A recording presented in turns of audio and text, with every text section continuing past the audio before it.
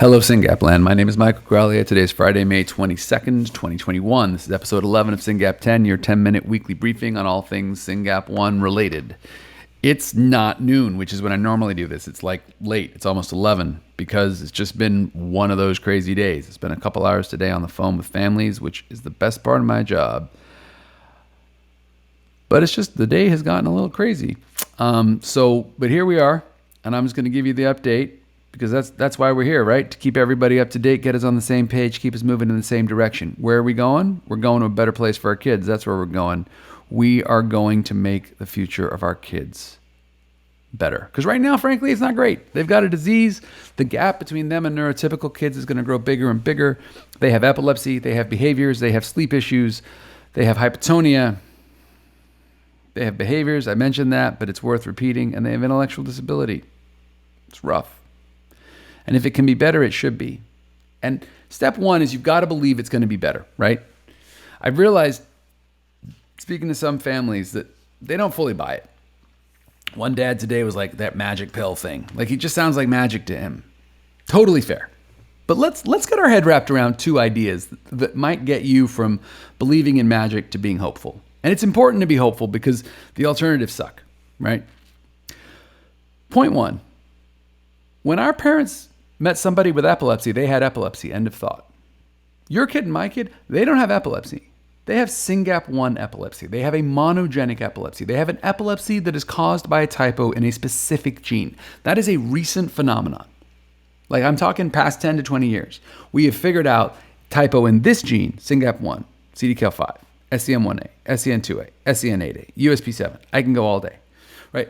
All these different genes. You type on one of those genes and you get a certain kind of epilepsy. Everybody who's listening to this podcast is connected to someone with SYNGAP1. We all have SYNGAP1 epilepsy. That's a recent phenomenon. That's idea number one. Idea number two, science is moving crazy fast right now. And it's actually possible. It's not Looney Tunes, it's not sci-fi, and it's not magic to think that we can go after a typo in a specific gene to improve the life of a kid with a disease due to typos in that gene. When you take those two ideas at face value and you look at them, you realize that there's every reason to be hopeful. There's every reason to be hopeful that our children's future can be better. And I want to recommend a podcast to you. I do my best to stay current. And we are always talking to scientists trying to figure out what's going on. We spoke to a brilliant scientist a few months ago, a guy named Eric Sotomayor at UMass. And so I saw his name on a podcast by Rarecast. Rarecast is a podcast by Global Genes, which is the best in the business of rare disease. And I said, oh, it's Eric. I got to listen to this one. And it was brilliant. Apparently, he's in charge of something through the FDA where they're giving a lot of money to a lot of scientists to find different ways to do gene therapy. And it's worth listening to because he makes it pretty accessible. And when you hear the scope of what he describes, and he does a brilliant job. You know, if people are really smart, they can make it accessible to those of us who aren't scientists. When the scientists who are like, oh, this is too complicated for you, say that, just stop talking to them. They're not worth your time.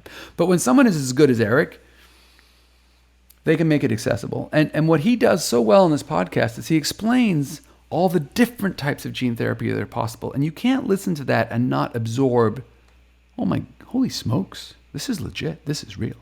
So, monogenic epilepsies are a thing that are pretty recent. We have the ability to target different genes, and therefore we have every reason to be hopeful. That makes sense.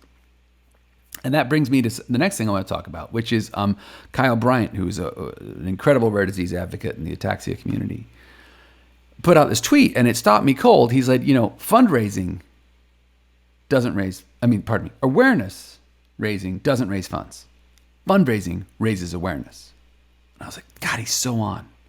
What that means is you should buy t-shirts that say SYNGAP1 because they're a great conversation starter. But that's not sufficient, right? Raising awareness for SYNGAP1 is helpful.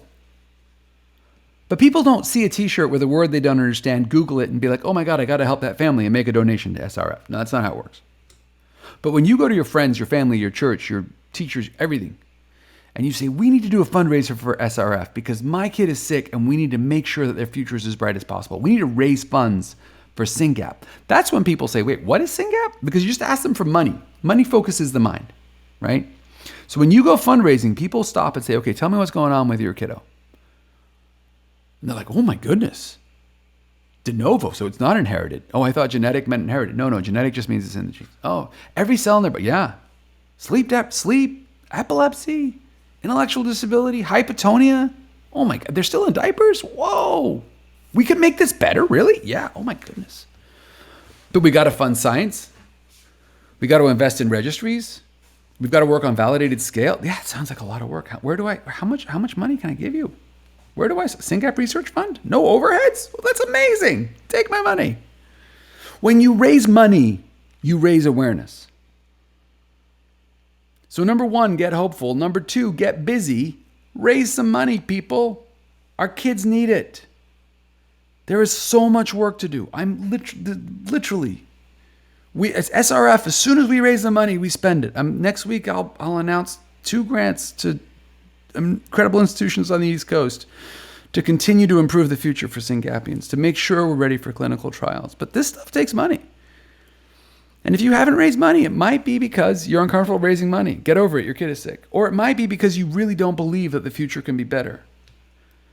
Start watching webinars. The future can be better. We have every reason to be hopeful. Every reason.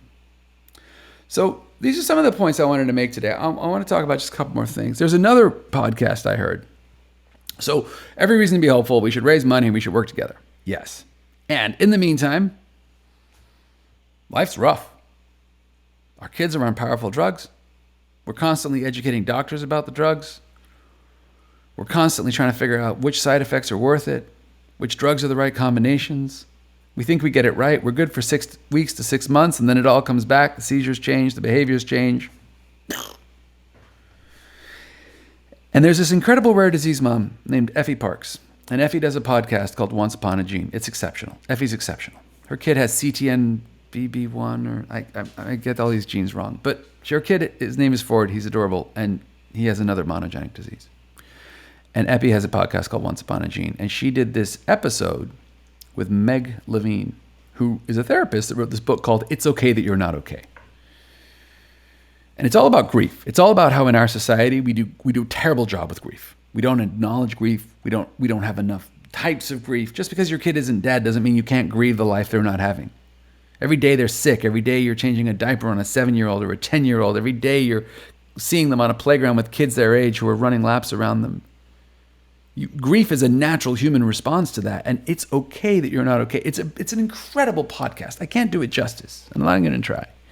But I will encourage you strongly, please listen to this podcast. It'll be in the show notes. Effie Parks, Once Upon a Gene. It's Okay That You're Not Okay with Meg Levine.